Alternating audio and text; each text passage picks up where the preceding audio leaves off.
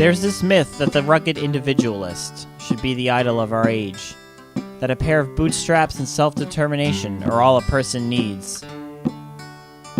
But there's another way to view the world. As John Donne said, no man is an island, and I believe we're meant to be connected. This series is my attempt to showcase the people I know and love who are building communities with creativity and passion.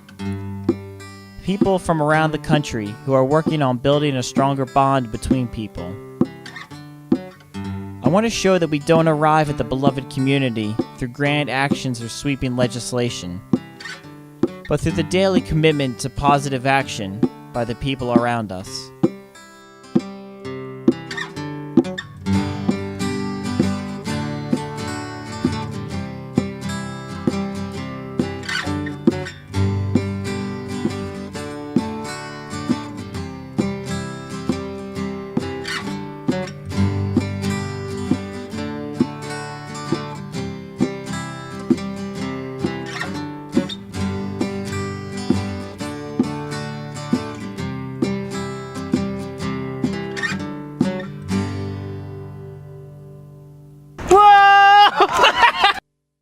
If music be the food of life, play on.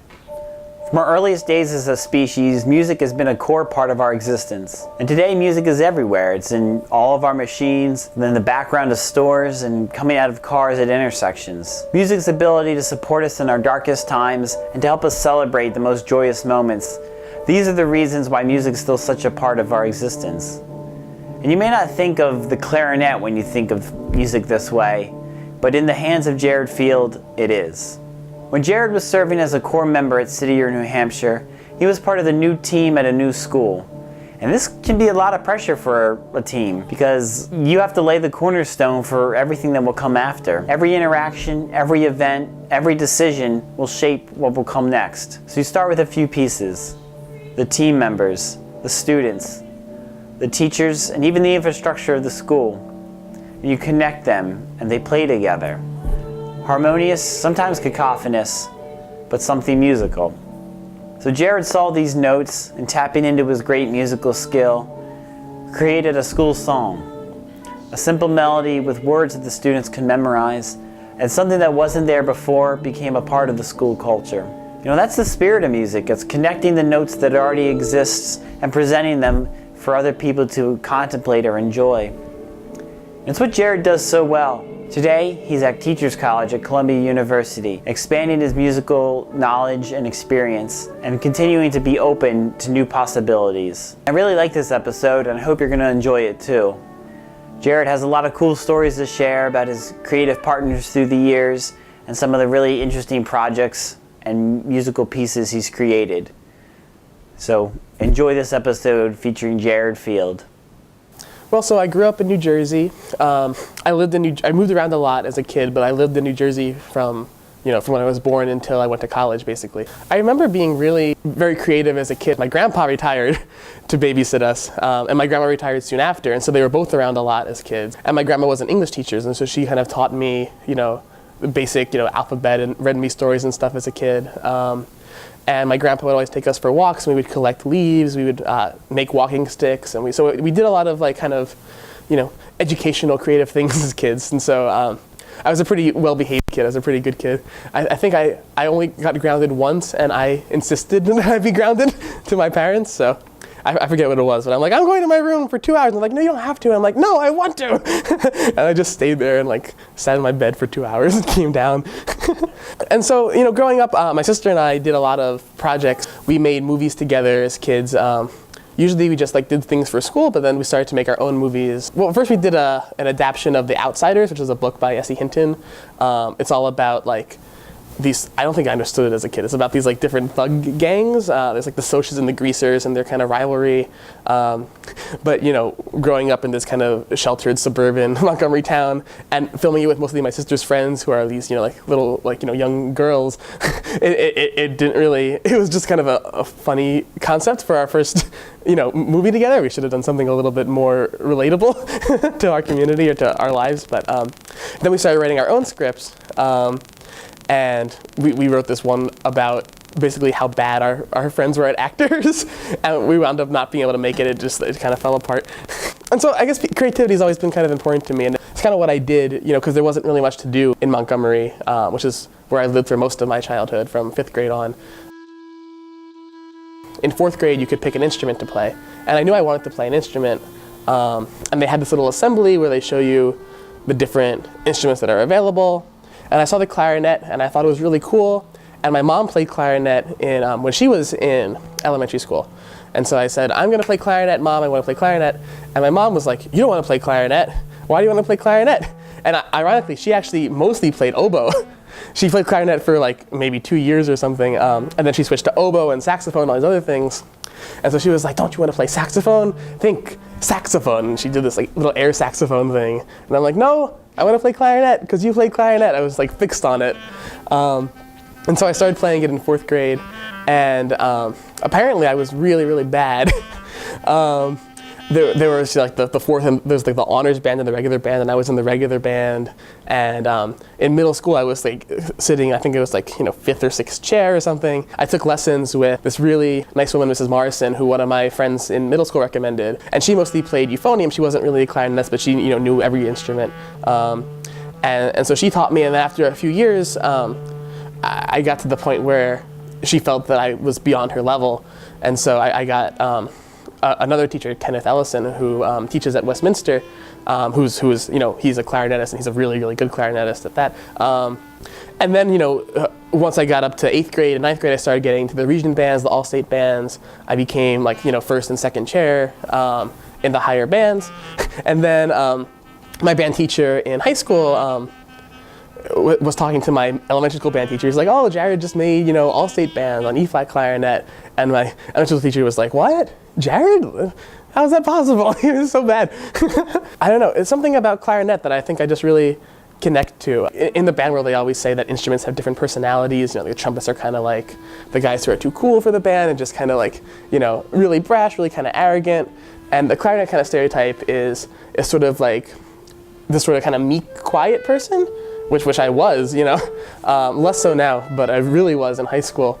But yeah, so I guess I identify with the clarinet, and for some reason, like, even as I went on to college and I started to do other things, I started singing, I started composing more seriously, and now, that I'm moving into education, I'm learning shakuhachi, which is a Japanese bamboo flute, but I still, like, think of myself as a clarinetist, and I think of music kind of through my clarinet, if that makes sense. Like when I'm trying to think about intervals, I'll like go through the clarinet fingerings in my head, literally sometimes in my fingers, I'll kind of go, C, D, E, F, oh, that's a perfect fourth, and it's just sort of the way that I first got into music, and so for that, it's always really, really special to me, I guess. They always ask, like, how long have you been playing for? And I have to think, wow, now it's like 14 years or something. It seems like ridiculous. I've been playing it for longer than I haven't been playing it, and it's only going to get more so as I continue to age. So it really is like, and I've gone through like, I started with a basic, I think it was a Selmer plastic model, which I still have. And then I got, my parents got me a nicer one for my bar mitzvah. And then I got a professional model in like 11th grade, I think. And now I have an A clarinet as well, which is used in orchestras, and my E-flat clarinet, and I'm hoping one day I'll get a bass clarinet of my own because I love it so much. But yeah, it's just always been a part of my life. And even though I don't practice as much as I want to, because I tend to try to spread myself too thinly, it seems like, every time I do, it just seems so relaxing and so comforting, I think a lot of times as a composer, at least for me as a composer, music becomes very academic and very, very internal, very thoughtful.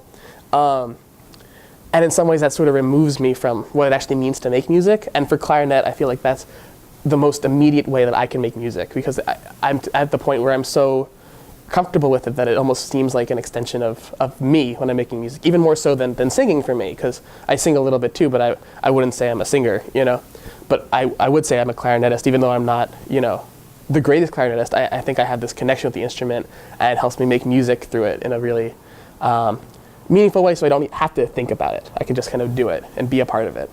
So I was talking to one of my friends from Brandeis, and he plays trumpet, and he said, oh, I have this funny story for you. And I said, okay. He said, so I was walking with my trumpet, like down the hall or something, and I bumped it into the wall, and I said, ouch. And I was like, uh-huh. And he was like, well, that's the story. And I'm like, what do you mean? That's not funny. I don't get it. He's like, I hit my trumpet on the wall, and I said, ouch. And I was like, it took me a while to realize that doesn't make sense. But but when I hit my clarinet on something, I say ouch. It's just natural for me. It really feels like it's, I don't like literally feel pain, but like I do feel like this connection, like my being almost extends through the clarinet. And I guess he must have felt it too in some way if he said that. So I think there is something about playing an instrument and really getting to know it for the majority of my life, in my case, that it really does become a part of you in some way.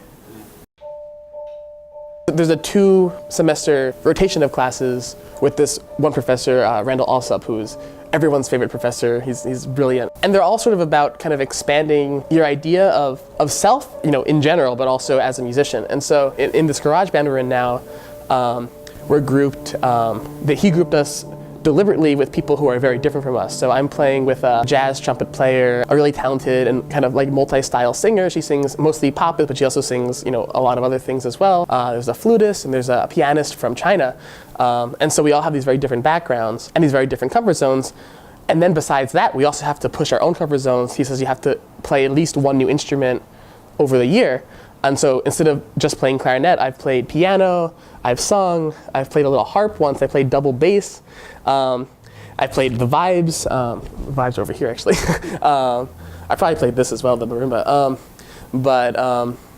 And I've played all sorts of random percussion instruments. I've played even phone apps, And so, and in that respect, when I play the double bass, I certainly don't feel like the same way that I do when I'm playing clarinet. It's not my instrument, but it's less separate from who I am as a musician. It's not like, oh, I could never play the double bass. Oh, I have to take years of lessons first. It's like, oh, for this piece, I need to play, C, D, G. Okay, the D and the G are open strings. The C goes like this. It's in this particular spot. And then I could play it enough for what I had to do for that song. And so it became less of a barrier. It became something more that, a new way to try something new and to expand who I am as a musician.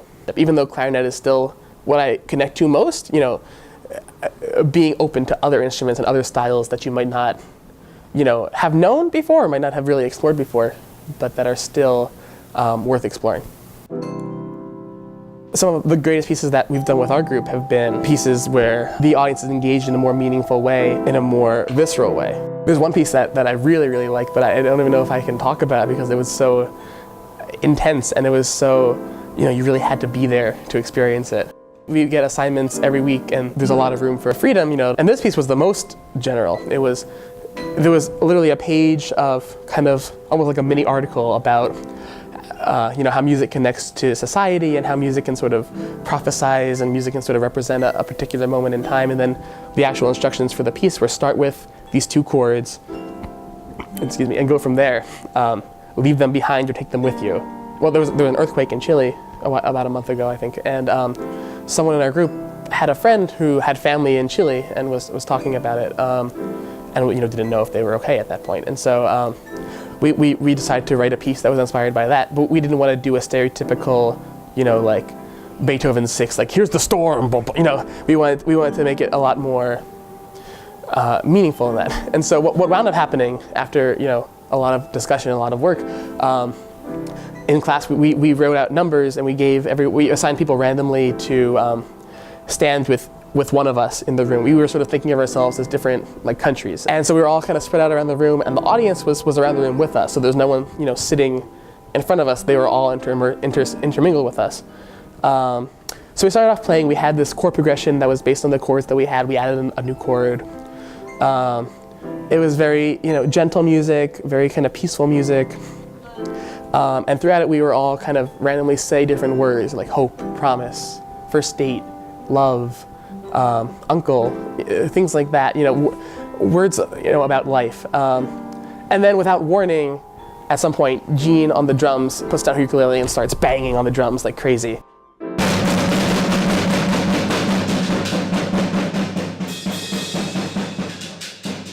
and I'm playing vibes, I put down my sticks and I pick up a bow, and you bow I turn the fan up all the way, and I push the pedal down and I bow, and so it gets this. I wish I had a bow here to demonstrate, but this kind of waily sound. The piano started playing these kind of intense rhythms.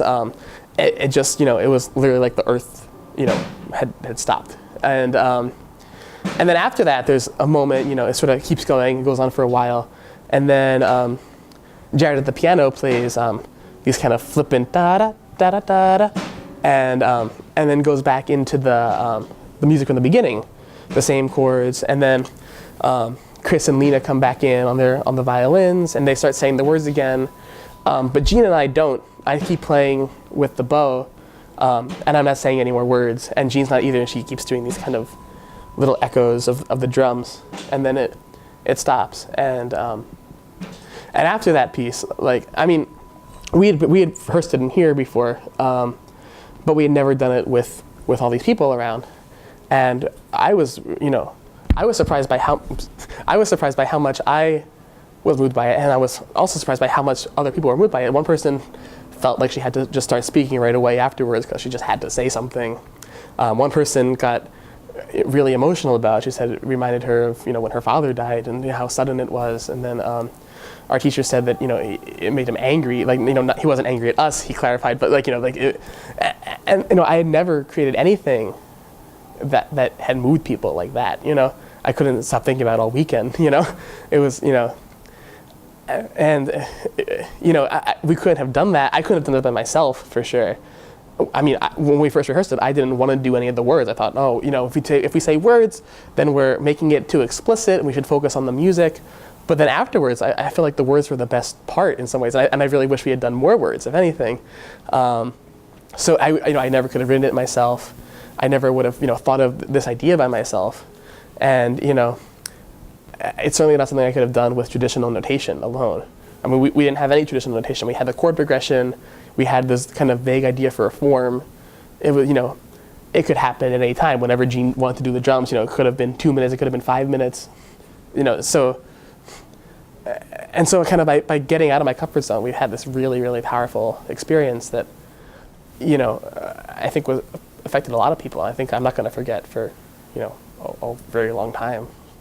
The reason why I didn't want to talk about it was because, I guess I do want to talk about it because but what I really want is for you, and you at home to experience it, because, I have a recording of it as well, but the recording doesn't do it justice because, because you're not, what made it so powerful was that, the audience was immersed with us and that everyone was in a different spot. Some people were right next to Jean on the drums and could see her getting ready. Some people were really far away, in the country of the violins, and maybe didn't even see it coming. And then, sort of the point of that is that for something like this earthquake, we here in America who weren't affected by it might say, oh, that's so tragic. I'll donate $10, and then life goes on for us. But for people who are there, it doesn't. Sometimes literally, and so that idea of, a natural disaster that you can't see coming has the potential to totally shift your life, it can totally alter the lives of hundreds of thousands of people, and then for so many other people, it's just kind of a blip on the radar. And so what made it so powerful was having that moment, and I feel like, it's not something that is easily shared. Even talking about it, it's not the same as actually being there and being a part of it, which I guess is kind of true about all music. There's a great quote, a story from Schubert. He played some piano piece, and someone asked him, "What does it mean?" And he answered him by playing it again. So there's something about music that just is what it is, and you can't. When you translate it into English, something's lost in the translation. My family is very supportive of me and my sister and our creative endeavors. They really encouraged me to not apply to conservatories, but to apply to a place where I could study music, but also study other things as well, which I think was a good idea. I went to Brandeis, which is not a conservatory, but it has a very good music program. And, I was able to study, I wish I had studied more computer science, but I did get to study a lot of Global studies I thought I'd be interested in for a while, English, philosophy. I also majored in philosophy as well, which I wouldn't have been able to do at a conservatory. But then after that, once I started, demonstrating how serious I was about music, they were very supportive. They said, even when I did City Year at first, they were like, well, how does this support your dream of being a musician, right? How are you going to use this how is this going to further your musical experiences and your creativity? And in some ways, I'm still really grateful I did City Year. I think I learned so much from that I couldn't have learned by staying in school. But they're right, it was sort of a little bit of a deviation from the kind of musician that I thought I wanted to be. And I mean, what kind of parents tell you, keep pursuing music? Usually it's the other way around, right? The thing though is that most of my family isn't too into classical music, the kind of music that I do. My grandparents are huge Puccini fans. They're the first people who got me into opera. They showed me Puccini's Turandot when I was probably like 3 or 4. I don't even know how young. This little VHS tape from the Metropolitan Opera, and I thought it was the coolest thing ever. And so they love that kind of classical music. But a lot of the things that I write, especially lately, don't fit into that kind of comfort zone. And so a lot of times I think it's hard for them to understand exactly what I'm doing, even though I want to. Part of my whole point is that it shouldn't be so separate, right? But I think that they're more familiar to musical theater, which is something that I also do as well. Right now, my sister and I are working on this musical, Always Rachel, which is not something that I usually do. Usually I write this kind of academic music, this kind of chamber ensemble pieces and things like that. So this actually sort of goes back to the films we started making, my sister and I, growing up. We made these movies called Matterman, which were a Spider-Man parody.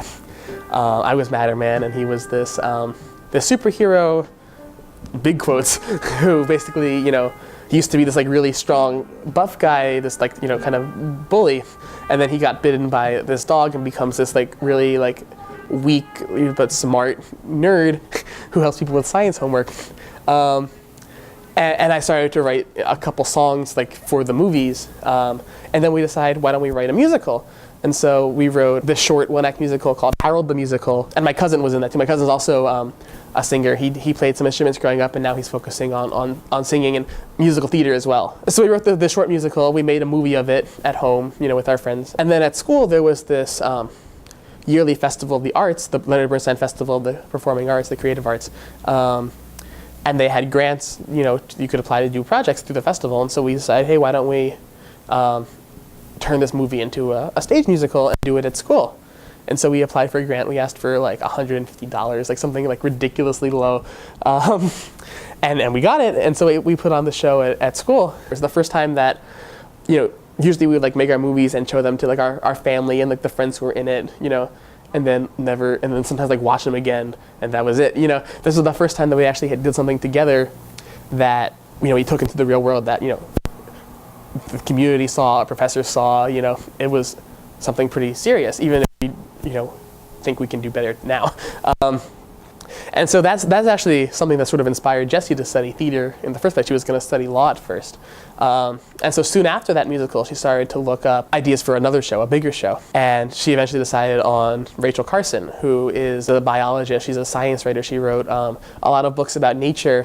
And then she's most known for writing Silent Spring, which did a lot to kind of help spark the modern environmentalist movement and kind of reduce the spread of pesticides, which, in the old days, they would literally, drive down trucks to the street and spray them at the back, and kids would run it and play in it and then, get cancer and die. It was a real problem. And her book did a lot to curtail that. But she had a really difficult life, and also as a woman, trying to be taken seriously as a scientist was really hard in the 50s. So we connected the story on a lot of levels. And Jessie did research, she just did research for a year, reading all of, these books about her, reading her books, trying to find a way to be true to her life, but also to make a good story, a good musical out of it. And then I spent, then she spent 2 years writing the book, and I spent 2 years working on the music. And so this was the longest project I had ever worked on musically. And, because I worked on it over such a long period of time, I could feel my style kind of growing, kind of improving as I went through. And so it's really interesting, now having the opportunity to go back and kind of polish the whole work to kind of see how far I've come in a lot of ways from what I had done before. So we worked on it. Usually we work separately. Like she'll work on the lyrics and she'll send me them when she's done with the draft, and then I'll send her, some comments like, or I'll send her like, oh, here's my idea for the chorus. Do you think this is a good way to go? And she'll say yes or no. Or I'll say, oh, maybe you can tweak these lyrics because they don't really fit with this pattern here. When it gets closer to being done, we have like, a larger meeting where we kind of go through the whole work and read it together and sing it, and we talk about it. And so we worked to put on a production for her senior thesis at Brandeis. Her senior year, I was at Life Visions in New Hampshire. And so I would drive down like at least once a week, if not more. I would conduct the pit orchestra, and I helped a little bit with the vocals. I couldn't music direct because, I had a life in New Hampshire. I couldn't keep going down every day for that. We put it on at Brandeis, and we had to make a lot of changes last minute because it's a hard show. It's hard music for sure. And, it's a long show. That version was almost 3 hours long. We didn't even have enough time to run the whole show in our tech rehearsal because it was too long. And so it was definitely a really big learning experience. And we also got a lot of, positive feedback from it. And so we submitted it to a few festivals, in New York, a few other things around the country, and then we got an offer last month to have a staged reading through the New York Musical Theater Festival, which we were totally flabbergasted about. We weren't expecting, especially Jesse, I think, weren't expecting to get anything. And so we have this opportunity to do a staged reading in New York. So the focus of it isn't on, putting on a huge production that, millions of people will see, or even hundreds of people will see, frankly. It's like a 60-seat theater, and it's just a stage reading, so there's no sets, no costumes. The actors will be reading off scripts and stuff. But we'll have a chance to work with the dramaturg through NYMF and really polish the show, revise it. We'll be working with a director and music director who aren't us, so we'll be able to get their opinions of the show as well. And it's sort of the first step of kind of taking the show and making it less about, this little, our relationship, me and Jessie. We've obviously been siblings for 23 years. She was born a little after me. But now it's sort of about taking this project that's so personal and has been so strongly a part of our lives for the last 4 years, and bringing it into a larger community. Showing it to people who have directed other shows before, showing it to a larger public, and kind of finding a place for it in the real world. Which is really it's still kind of surreal. Kind of bringing something that is your own and kind of sending it out there and like making it something real. And there's so much art happening in the city and in the world. It's not like I'm not thinking like, oh, like now I'm like famous and now I'm like a big shot. It's just like this is like the next step into like expanding my community and expanding people who can see what we're doing and who care about what we're doing. So we're really excited about it, obviously.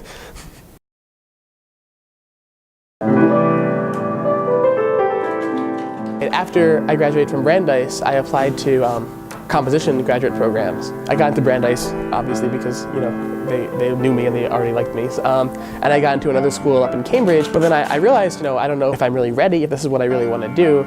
And so I turned it down before even knowing what else I was going to do, which was pretty stressful and pretty scary. And then that's how I got into City Year. And because of that, I sort of moved into the education world a little bit, and I sort of realized that what I'm kind of realizing now is that what I love most about music is not just making music by myself for because it's what I like or because I think it's fun to play clarinet, but using it as a way of communicating with people and helping them kind of express themselves as well. And so coming here, I thought originally I already have my specialties, I know what I like to do, and coming to Teachers College will help me learn how to write curriculum and make lesson plans and deal with the administration and become a successful teacher. But really, it's been a lot more about expanding who I am as a musician too, and kind of making me realize, I thought I was this expert. I am very good at musical theory. I understand a lot about classical music. I have a pretty good knowledge of the classical music canon, but that's only a very small part of what it is to be a musician, because there's so many other styles, jazz, pop, Japanese music, Indian music, all these world musics that I know virtually nothing about, And I would never have thought to learn about them if I hadn't come here, I think, I don't think I ever would have played double bass if I hadn't come here. I don't think I would have thought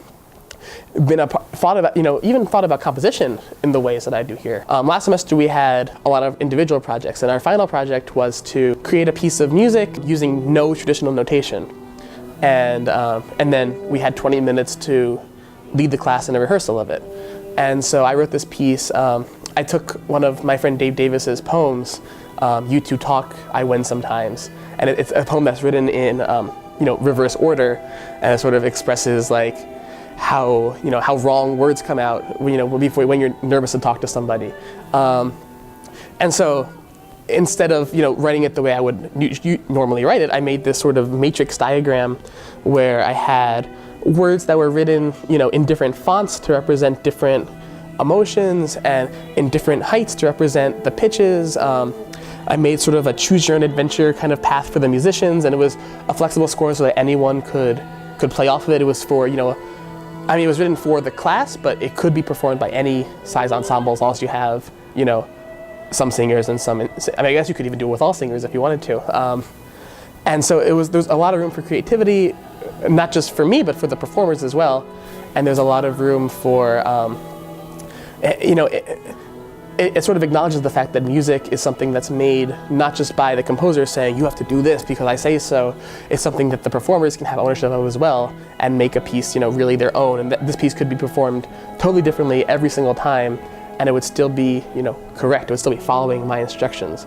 And so that experience was, I think I really love that piece. I think I'm really glad I had that opportunity, and I really want to think about music in that way more, because a lot of times in the past, I just kind of wrote traditionally, using Finale, using my, computer software and using traditional notation.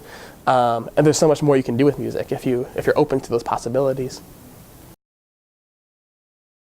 For me, I think City Year was almost like what college should have been for me in some ways. I did a lot of things in college like I did in high school. I joined all the ensembles. I did a lot of things in the department. I was a tutor, like I mentioned. I was an undergraduate department representative for the music department, so I planned events. I acted as like a liaison for prospective majors and things like that. But I was still pretty shy. I was still pretty reserved. I still was pretty obedient, which is something that we talked a lot about here. I sort of did what was expected of me. I did a lot of following. As a composer, it was kind of like, here's the form. We're writing a minuet, and I'll write a minuet. You're writing a theme of variations. Here's a theme of variations, and I would find ways to like kind of make it my own, but it was always within this existing structure. So coming to City Year, there's a lot of room for your own structure, especially for me and my team. We were the first team ever at McDonough Elementary School in Manchester. And so, they didn't know what to expect. None of us knew what to expect. Our team leader, Andy Johnson, had never worked in a school before. She was a Young Heroes, and so she never worked directly in a school. And so it was a new experience for all of us. And we had to find ways to really make it our own. And, we had, 3 weeks of training before we got into the schools, and most of it was spent on, training about City Year culture. And so, I get into the school and I really don't know how I'm gonna help these kids with English and math. They told us a little bit, but there was so much that I had to kind of figure out on my own, what worked for me, what worked with my teacher, what worked for the kids that I had. And that was sort of the first time where instead of asking, well, what do I do here? What do I do now? I just did things that I thought would work, and a lot of them did. And, I'm sure some of them didn't, but, that's how you learn. Being a teacher, I think, isn't about being perfect. It's about being open and being yourself, and helping students be themselves too. Through City Year, I did a lot of things that were new for the school. I created some after-school clubs. We did a music club. Me and Jake Karen, another core member on our team, Kate Mesky, and I did a science club twice, which was really fun. I also worked with the school chorus in the mornings, which was awesome. The music teacher gave me a lot of freedom, and so I got to lead a lot of the rehearsals. I conducted the concerts.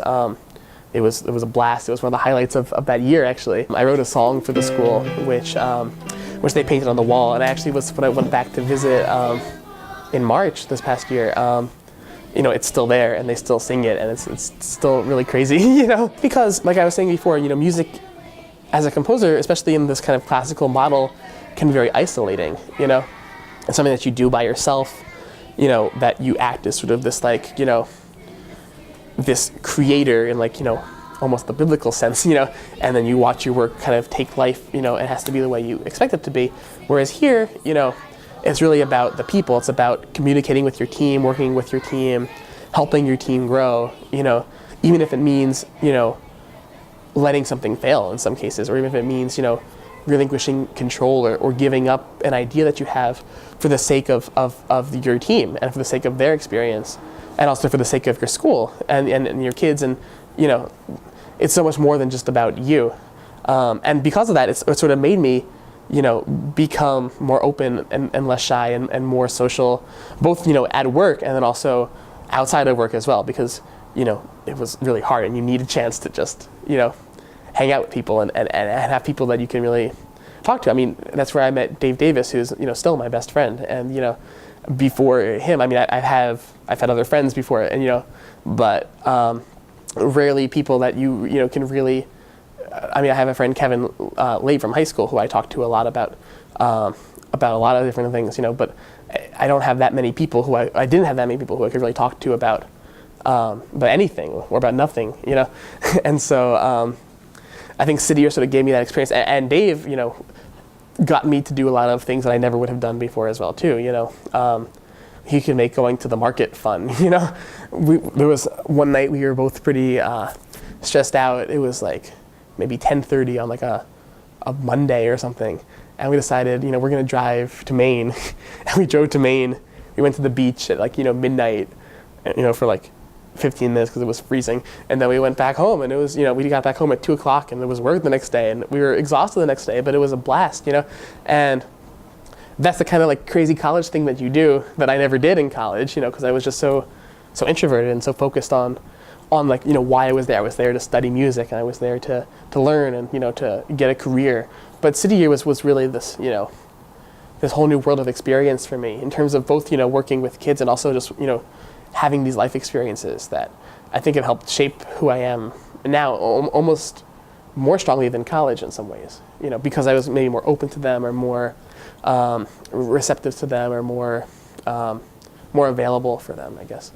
And I think that was why it was so hard for me to leave too. My original plan was to, you know, do City Year, take time to like think about what I wanted to do in grad school, and then apply for grad school while I was in City Year and go there right afterwards, you know. But in City Year, A, it took up so much time that I didn't have time to really concentrate on grad school at all. And B, like, you know, I just loved it so much, especially at the beginning, you know, because that was the first time I really had a chance to really be open and kind of really express myself in a lot of ways. Because of that, I think I really wanted to stay on for a while longer and be a team leader and stay with the program. And I didn't get that opportunity, but I think that, you know, what I was really looking for was the sense of community that City Year has is so strong, you know. I mean, Brandeis had community, high school, you know, my high school had community, but I think City Year was the first time that the community itself was made so explicit, you know. Like in Brandeis, like, you know, yeah, there's a community because you have to be in an orchestra to play music, you know, to play orchestral music. But in City Year, you talk about the beloved community, you have team meetings every week, you have breaks every day, you have check-ins. Every day you're talking about how you're feeling, you're talking about how your team is feeling, and you're talking about, you know, and that becomes not just, you know, a part of what you do, it becomes like, you know, almost like the focus of your life, you know, it becomes like building these connections with people, and that's kind of what it's all ultimately about, I think. And so I think the reason why it was so hard to leave was because I thought that this is something really uniquely City Year, but it's really something that's, you know, important anywhere. You know, I think that in order to really care about something, you have to have this community, right? Because if you're working at an organization where you just kind of, you know, feel unsupported by your superiors, or you know, you don't feel like you have a connection to the work you're doing, does that really make you want to work there? You could be working, you know, at a McDonald's or something, but if you have if you work with people that you care about, and if you feel like you're helping, you know, even this little community in some way, that is what helps you get through, you know. And I think, you know, that's something that I'm finding here, that you can find, that I can also help make in wherever school I teach in, you know. And I think City Year does a very good job of it, you know, the way that they build community, the way they have their icebreakers and their, you know, their whole culture that's built up. But it's not something that can only happen at City Year or is only happening at City Year. Something that can happen and should happen, I think, everywhere. I used to think about this all the time, you know, like, what if I did go to grad school right away and didn't go, you know, do City Year, and then by extension have the year after City Year where I worked at Light Visions. I lived, you know, with Dave, you know, up in New Hampshire, and I sort of had this year where I did music, but I wasn't, you know, as busy as I am now, you know, and I had, you know, kind of this glimpse of what it is to be like a real, you know, adult in the working world, you know, outside of the school system. Because if I had went right to grad school, I would have never not been in school, you know, since kindergarten, literally. I think that one of the reasons why I like it here so much is because I've had some time outside of school, and so I know why I'm here, you know. It's not just like, oh, it's something that I do because I've always done it. I've just always been a student, you know. I had a chance to be a teacher through City Year already, you know, and through Light Visions. I've had a chance to make real connections with people that, despite all of the changes that I've had, in, you know, geographically and, you know, in terms, and also just what I'm doing with my life, there are people who are there throughout all of that now, you know. And I think if I had just, you know, gone to school, you know, if I started that program then, I would have already been graduated by now. And what would I be doing, right? I mean, it's not like I'm going to become, you know, it's not like there are jobs for composers in the traditional sense that you can like, oh, I have a master's degree and I've written X pieces, so welcome aboard, you know. In the music field, you know, you have to be versatile, you have to be flexible, you have to be patient, you have to be creative, you know, all of which are things that City Year emphasizes, by the way. And, you know, I think that having all of these different experiences are what helps make me, you know, unique, and what helps makes me think about music in different ways, you know. I think that if I had only gone through these kind of traditional conservatory models, you know, I wouldn't have been able to think about music the way that I thought about it, the way that I think about it from here, you know, where I wouldn't have found if I didn't think about education, you know. Or also like thinking about it with kids, you know, working with the school chorus and writing a school song for them. Afterwards, I also worked at a summer camp up in New Hampshire, the Beam Camp, where I wrote music for some of the campers there as well. And, you know, those opportunities are so different than the kind of opportunities that you have through, you know, the kind of higher level institutions that I would have had. I mean, I'm sure I would have had different opportunities if I had gone there. And, you know, you can never know what those would have been. But I'm just really grateful for the ones that I have had. And I think that they've helped get me to where I am now, and I'm pretty happy with where I am right now. So, in this city, too, there's so much to do. You know, I could do something new, like, at every moment of the day if I wanted to and had time to. And so how do you find new music that you'll love? How do you find new things to do that you'll love, right? There's just so much out there. And in the city, you can access pretty much all of it, pretty much all the time. You know, everything's open. How do I know who's gonna find my show? How do I know what shows I'm gonna find? And I think that life, a lot of times, you know, it's random. You know, you don't know what you're gonna find. I certainly didn't expect to, you know, be living in New Hampshire for 2 years, which I did, and which I'm so grateful that I did now. You know, when I was there, I couldn't tell you I'd be here now. You know, I've done a lot of things that I never thought I would do. You know. But that's just kind of what happens, you know? Life doesn't follow this like straight path, even if you plan for it to. You know, you never know what can happen. And since I didn't really plan for it to, it's even more curvy. But that's part of what life is, I think. And the key isn't, I think, being able to find things that you think you'll like. I think that the key is kind of being open to what you find. And you don't have to like everything that you find, but being able to at least listen to it, attend to it, respect it, and kind of see what it is, and see how it gels with kind of your own experience. You know, is it something, oh yeah, I've heard this before, or, you know, well, this seems like really strange, you know, or like, oh, maybe, you know, there's something here that I can get into. Maybe there's something here that points to something I hadn't thought about before. And so I think that's sort of the answer to my own question of, you know, like what, how do you find new things? You have to just kind of just be open to experiencing them, because there's new things all around you. Something that I learned through City Year is that you really can't predict what's going to happen, you know, or where life is going to take you. I mean, even as soon as like, you know, 6 months before I wound up in City Year, I couldn't have told you that I'd be doing City Year. I couldn't have even dreamed of doing City Year, you know? And of course now it's such a big part of my life, but it's not something that I certainly planned for. You know, it's not something that I expected to happen. And so I guess the way I want to answer this question, you know, like where do I want to be in 10 years is just sort of what do I want to be open to, you know, in the next 10 years. And I guess there's a lot of things, because as I've said, I like to be busy. I like to do a lot of different things. And I'm realizing more and more how much I want to keep making music. And by making music, I mean, you know, playing clarinet. I mean, performing, you know, in a certain capacity. Even if it's just, you know, as, you know, an amateur, even, you know, just for fun.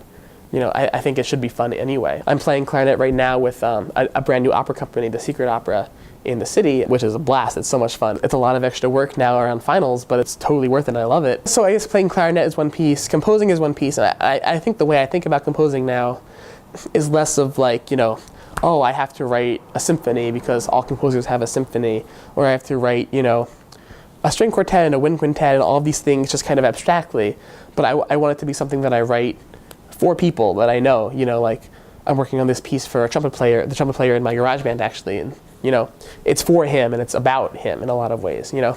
I just also wrote a string trio which is about the performers, you know, and it's for specific people.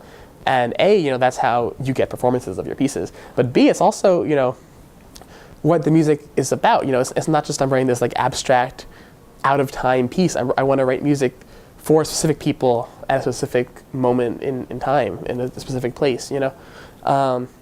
And so finding ways to make composition more relevant to the communities that I find, you know, writing pieces for my students if I wind up in a school, either, you know, for the whole band, or if I work with the band, or for individual students who want to do a smaller group, and also helping students make their own music as well.